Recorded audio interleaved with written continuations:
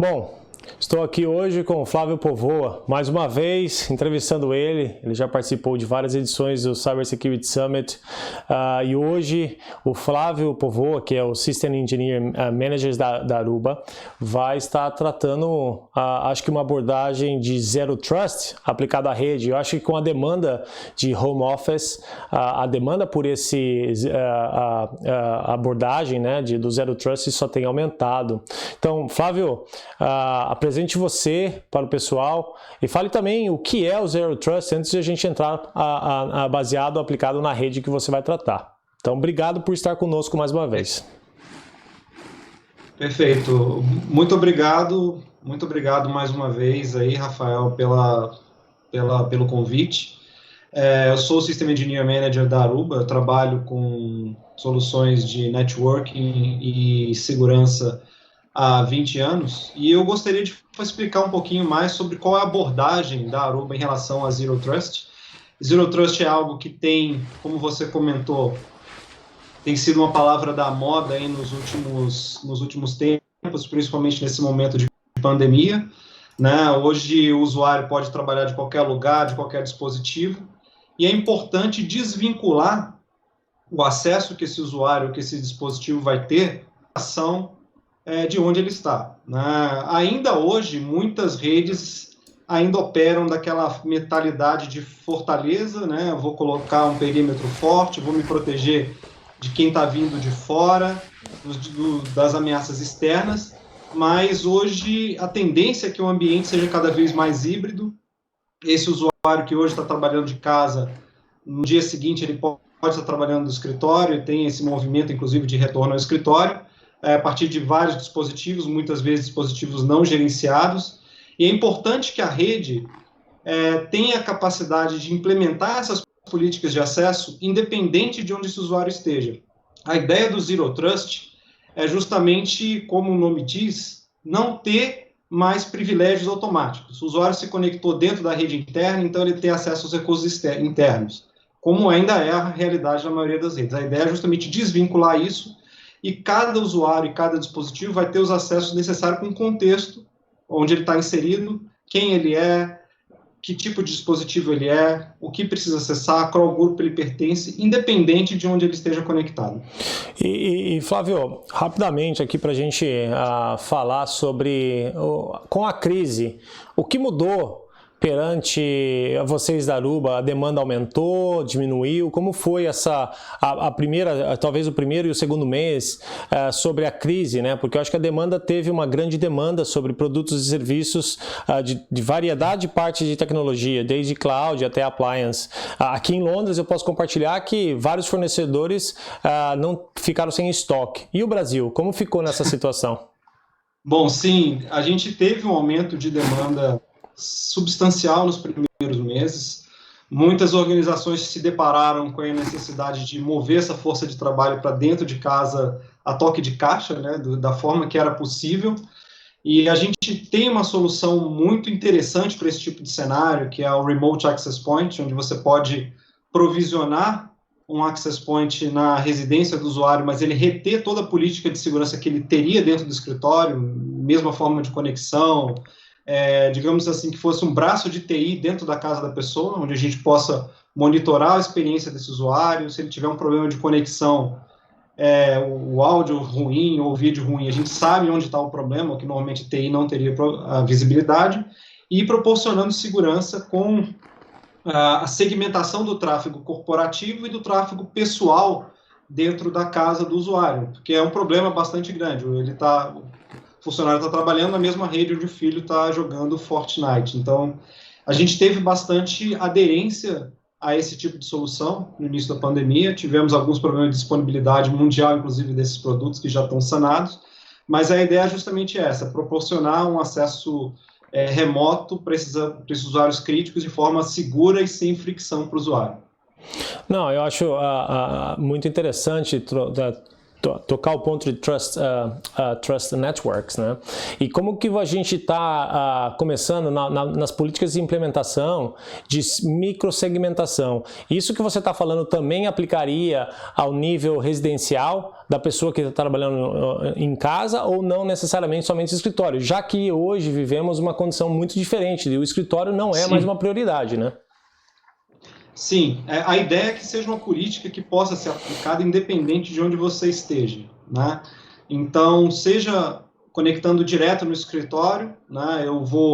Se ele se conectar dentro do escritório, eu vou entender quem ele é, qual tipo de dispositivo ele está utilizando, se é um dispositivo corporativo ou não, saber quais são as características de postura desse dispositivo para entregar uma política de segmentação adequada para ele, mas isso pode servir também para o usuário que está se conectando no remoto.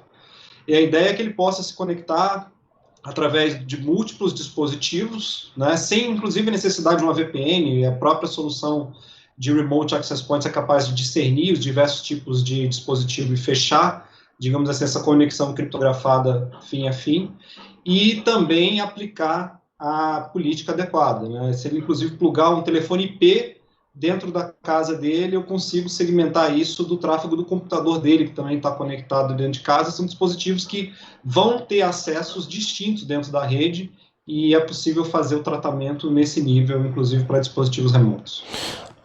Interessante. E perante a crise que tem aqui, né, a gente está vivendo ela ainda, qual foi a demanda que mais demandou da parte da Aruba, né?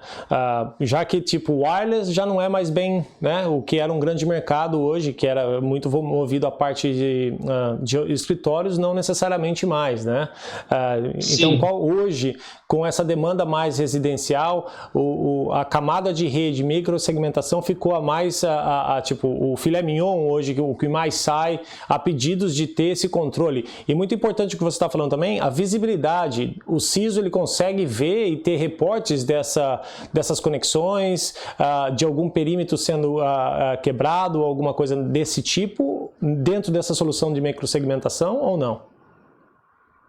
Sim, Rafael. Esse é um bom ponto, porque realmente foi o que a gente teve bastante, os clientes tiveram bastante necessidade no início, de ter uma ferramenta que permitisse, até em conjunto com soluções de VPN, autenticar esses usuários e garantir que eles tenham acesso somente àquilo que é necessário.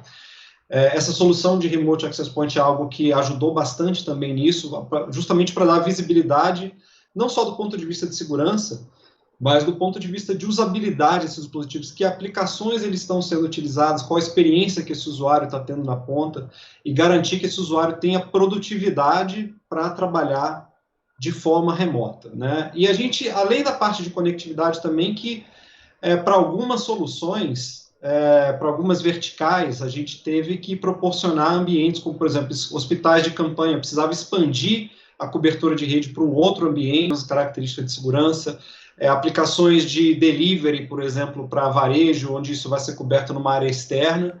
Então, diminui um pouco do ambiente indoor, mas para ambientes outdoor, onde a gente precisava conectar de forma segura também essas outras aplicações, né, aplicações para pagamento touchless, aplicações para um drive-thru, aplicações para o hospital de campanha, é algo que a gente teve bastante tração também nesse começo. É bem interessante e lembro do ano passado, aliás, a gente tratou muito sobre dados de hospitais, né, IoTs e na parte de hospitais, e agora, né, muito mais necessários os hospitais não puderam parar. Então, acho que a demanda né, do serviço dentro do hospital e a proteção agora de dados dos pacientes aumentou. E eu lembro muito bem que a Aruba estava trabalhando fortemente dentro de vários hospitais no Brasil, né, para que podiam garantir a confiança dos dados desses usuários, né, e dos pacientes também. E o que mudou agora? Porque os hospitais não fecharam, eles continuaram. A Aruba continuou ajudando eles nessa demanda. Como foi, né? Já que o hospital era o ponto mais importante, eu acho que do planeta inteiro, né? É isso aí. O hospital teve uma demanda grande no início, sim, mas essa questão de IoT tem sido uma necessidade praticamente de todas as verticais, né? Já era um fenômeno que estava em crescimento antes da pandemia. Eu acho que a pandemia assim como para outras questões como segurança, acesso remoto, como a gente já falou, mas também IoT, a pandemia acabou sendo um catalisador que acelerou mudanças que já estavam em curso, né? Então, muitos ambientes passaram a incorporar cada vez mais dispositivos IoT, algo que a gente tem visto agora não só nos hospitais, mas mesmo em ambientes corporativos, a necessidade de ter dispositivos IoT, por exemplo, uma câmera que vai fazer monitoramento da temperatura dos usuários que estão entrando, dispositivos que eu vou permitir o controle do ambiente de forma touchless, para evitar toque em superfícies compartilhadas, eu controlar, por exemplo, a abertura de portas, acender luzes, chamar elevador por voz ou até mesmo por aplicações no celular. Então, a IoT e a automatização do ambiente de trabalho é algo que tem sido bastante impulsionado até por algumas dessas questões da pandemia nesse momento. E é necessário ter uma abordagem bastante distinta para lidar com esses dispositivos. Como a gente comentou da outra vez, da outra participação, são dispositivos que você não consegue fazer muito em relação à segurança para esses dispositivos. Não posso instalar um agente, não posso instalar muitas vezes um patch. E a forma ideal para lidar com esses dispositivos é primeiro reconhecer que eles existem, dar visibilidade a esses dispositivos, quem são, quantos são, qual tipo, qual fabricante, e o mais importante, segmentar esses dispositivos, aí voltando no tema de segmentação, para que eu garanta que eles tenham o acesso mínimo possível. Se algum deles vier a ser comprometido, eu reduzir a exposição de risco em relação a esses dispositivos. Flávio, muito obrigado pelo seu tempo, obrigado Aruba também por conceder seu tempo conosco e também as informações passadas. Eu acho que é muito válido para todos que assistem nós a estar sempre compartilhando conhecimento dentro de cibersegurança. Obrigado mais uma vez pela participação. Perfeito, nós que agradecemos o convite, até a próxima. Obrigado.